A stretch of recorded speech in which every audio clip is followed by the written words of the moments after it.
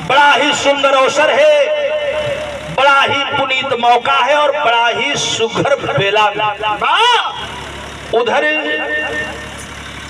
दुल्हे बाबू बिटिया रानी के गले में जयमाल डालने जा रहे हैं और गौरी शंकराचार्य आपका बेटा है, आपका भाई दो लाइन एक ऐसी चीज सुनाने जा रहा है। बहुत बियाह है में बियाह करावे वाला बिरहा हमन गौली दो लाइन एक उठे बात हम बतावे चले थी। आज के महफिल में दुल्हे बाबू और बिटिया रानी को शुभकामना देते हुए एक शादी का की याद हमको आ रही है। ई महफिल देख करके और कौना शादी का याद आवत बा। एक लाइन तरज बा मिमलेश तरी से एक लाइन बढ़ जो जरी है।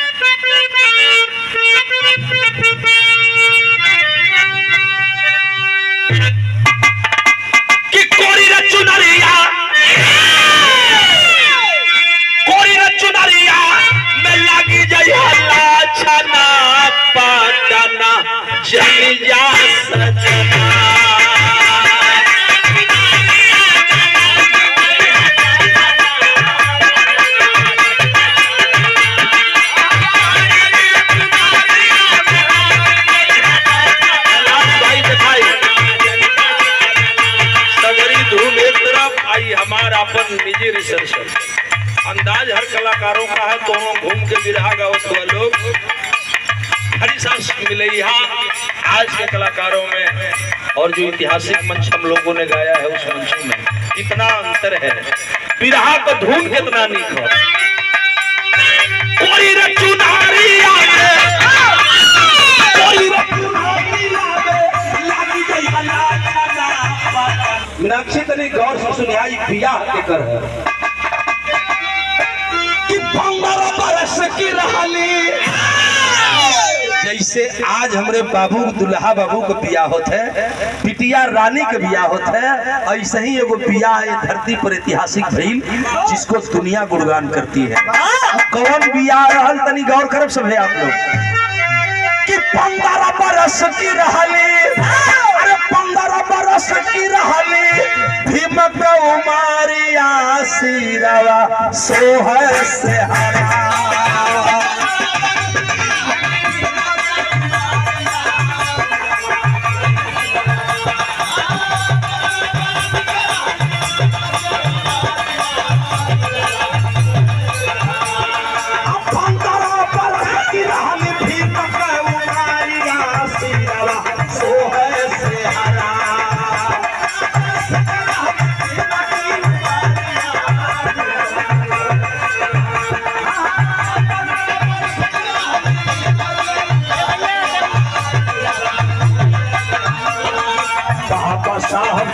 ससुररिया सिरवा सोहर से हरा। बाबा साहब चलल ससुररिया सिरवा सोहर से हरा। बाबा साहब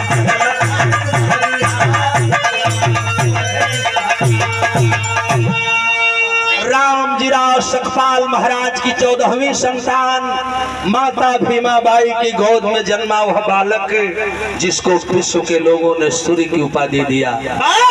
32 डिग्रियों को लेकर के आया हिंदुस्तान में और हलचल पैदा कर दिया। 1906 की घटना है। 14 अप्रैल 1891 को बाबा साहब का जन्म होता है और 15 साल की उम्र में यही तरह बियाह तय हो गई। जैसे हमारे बाबू दुल्हा बन के आई बाटा यही तरह बाबा साहब दुल्हा बन के चलन। 1906 की बात है और कहाँ चले कौना लड़की से बियाह तय भला तनी हई गई। के नेता है भाई तो सम्मान आए हैं, बरबुदू को आशीर्वाद हो। कितना अरे भिक्खू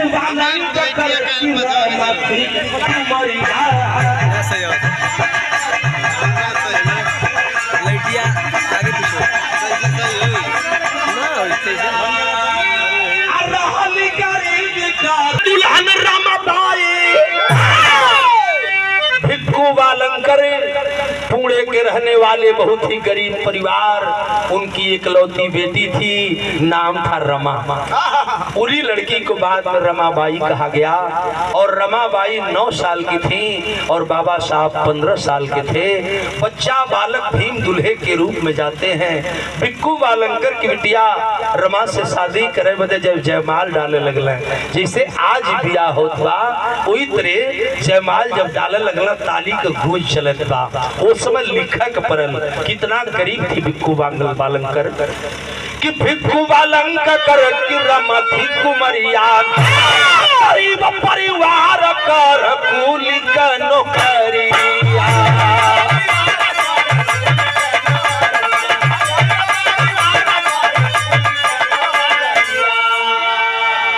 दुल्हन रमाबाई 9 साल का उमारिया, सिरावा सोहे से हरा।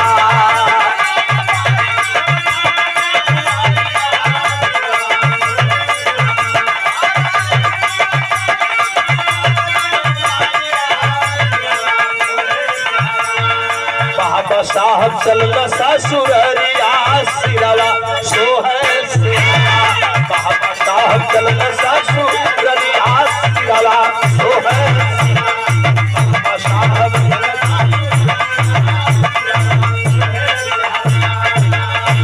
बाबूजी दुनिया के लोग जानते हैं हमारे बाबूजी बाबा साहब बी आर अम्बेडकर का जन्म 14 अप्रैल 1891 को हुआ था। लेकिन दुर्भाग्य रही बाबा साहब के पिता रामजीराव सकपाल महाराज की पहली पत्नी माता भीमाबाई, अब वही लड़का 5 साल का नाम भई रहले पंचो। बाबा साहब की उम्र भी 5 साल में पूरी नहीं हुई थी कि 20 सितंबर 1896 को माता का देहांत हो जाता है।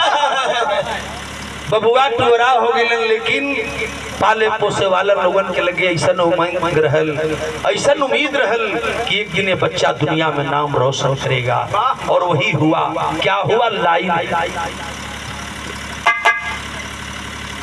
हमारे छोटे भाई बाबू मनोज नेताजी पारा गाजीपुर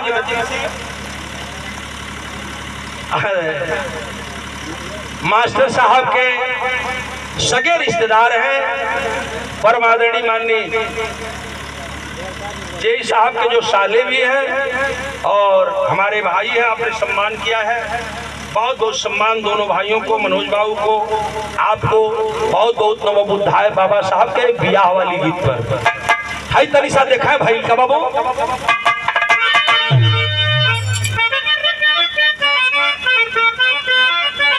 कि 20 दिसंबर 96 रामश्री बाबू 14 अप्रैल 1891 को बाबा साहब का जन्म हुआ था। और घटना कितनी बड़ी घटी, 20 सितंबर 96 के माई मरी गई।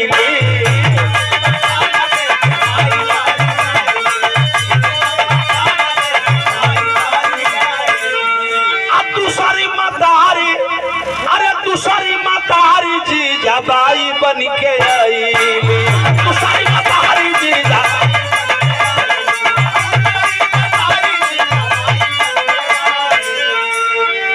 96 में ही माता का साया बेटे के सर पे से उठ गया।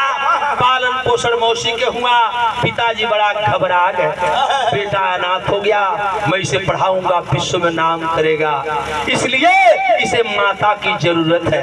ये पंचो 2 साल खाली बीतर रहल, और 96 में 2 साल बीतने के बाद 98 में पिता रामजीराव सकपाल महाराज ने दूसरी शादी कर लिया। बाबा साहब भीमराव अंबेडकर का मैभा मतारी आ गई, वो माई का नाव रहल जीजाबाई, और वही जीजाबाई पाल पोस करके जब बच्चे को पढ़ाने लगी तो वह दुनिया का सूर्य बन के सितारा चमका। हम बतिया बियाह 1906 में बियाह भल भिक्खू वालंकर की बिटिया रमा से शादी हुई जरूर। रमाबाई ने वो फर्ज अदा किया, उपला बीन के मीनाक्षी, गांव में से गोबर बीन के, खेते में से गोबर बीन बीन चिपरी पात के, जौन हमरा और तारा और चिपरी कहल जले, गोईठा पात के ओकरा के बूढ़े में बेच करके माता रमाबाई अपने पति को पढ़ाती हैं और विश्व का ऐसा विद्वान बना हुआ बालक BA PhD बार LLD D Litt barrister of London, इतनी डिग्रियां लेकर के आया कि दुनिया लोगों का पूज्यमान हो गए। मेरी बात क्या ऊंची होने जा रही है, चार बेटा के दुनिया के लोग जा लेना, हम बतौली कि नहीं 5 संतानें बाबा साहब की कुल थी। तो कौन कौन थे मैं बताने जा रहा हूँ।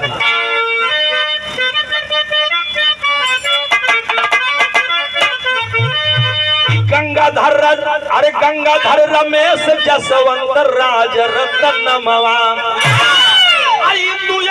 बेटी रहली जानला जहाना, बेटी रहली जानला।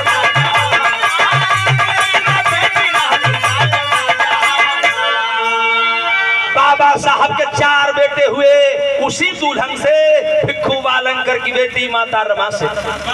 बड़े बेटे का नाम गंगाधर, दूसरे बेटे का नाम रमेश, तीसरे बेटे का नाम यशवंत और चौथे बेटे का नाम राज रतन। दुनिया के लोग जाने लगे पंचो, दवा के अभाव में भूखे तड़पते तड़पते माता दवा नहीं करा पाई, पिता विदेश रहकर पढ़ाई करते थे और बच्चे बारी बारी बीमार पड़े मरते चले गए। एक छोटी सी घटना मैं बताऊंगा मीनाक्षी।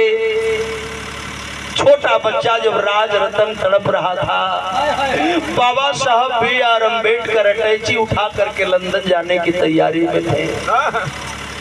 पीछे से महेंद्र भैया इलन कलन के रेम भीम कहाँ जा रहे हो, तेरा चौथा बेटा भी तड़प रहा है, मर जाएगा दवा के अभाव में, तू पागल हो गया रे, अटैची लेकर के विदेश जा रहा है, क्या तेरी मती मार दी गई। बाबा साहब BR अम्बेडकर पिता थे न बाबू, चौथा बेटा का जब तड़पल सुनला कि हमारे चौथो लड़का मर जाई, लौट के इलन तो जरूर, लेकिन अपने भाई से कहे भैया दवा दारू करा लेना इस बच्चे की, मुझे जाना जरूरी है, मैं लंदन नहीं जाऊंगा तो बहुत बड़ा नुकसान हो जाएगा। और बाबा साहब BR अम्बेडकर फिर अटैचिया लेके चल देलन। ये पंचो बहन 100 मीटर गई रहलन बाबा साहब कि तब तक पीछे से एक आदमी आया और संदेश दिया कि बाबा साहब भीमराव अम्बेडकर तुम अटैची लेके लंदन जा रहे हो और तेरा बेटा मर गया। ये पंचो जब बाबा साहब सुनलन कि हमार बेटा मर गया तो छतिया फाट न गई।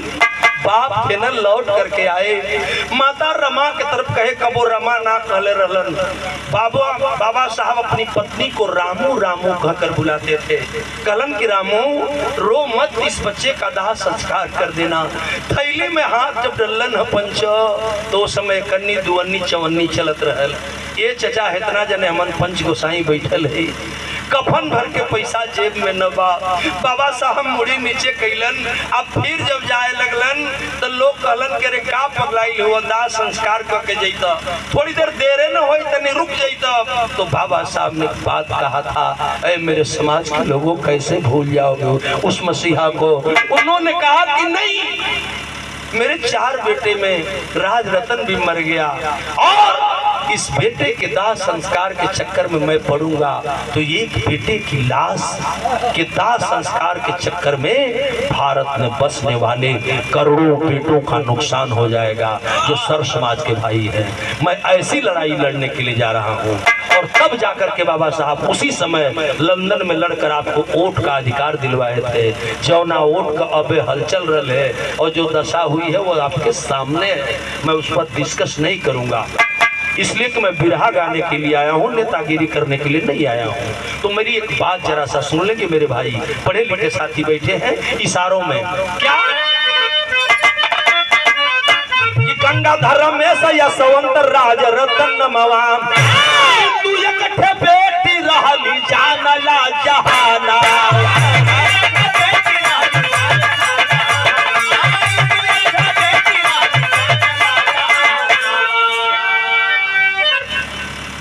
कि दुनिया का लोग पूजा अरे दुनिया का लोग पूजा वही बाबा का चरानवा सिरावा सोहै से हरा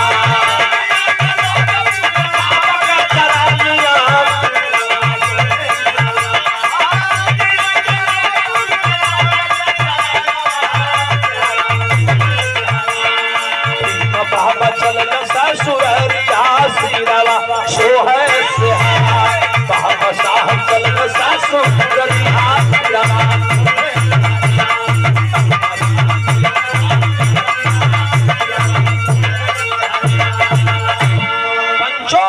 ऐसी विपत्ति में लड़ करके बाबा साहब ने दुनिया के लिए नाम रोशन किया।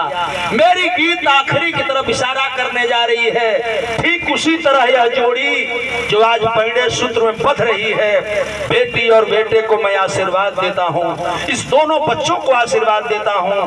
तथागत भगवान गौतम बुद्ध की अनुकंपा हो, यह जोड़ी सलामत रहे और दुनिया में नाम रोशन करे। यह आशीर्वाद है इस जोड़ी के लिए। एक बार जोरदार ताली बजा करके इन बच्चों को आशीर्वाद दे दीजिए। के लिए शुभकामना है मेरी। आखिरी कड़ी लिखी गया इस गीत में, इसीलिए लाइन कि रमा जी के राम कही के बाबा जी बोला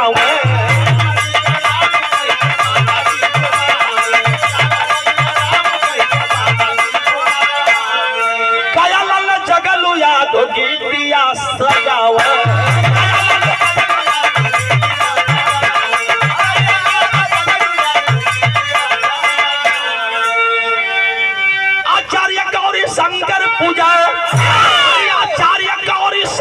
पूजा बाबा का प्यारिया सिरावा सोहै से हरा बाबा का प्यारिया सिरावा सोहै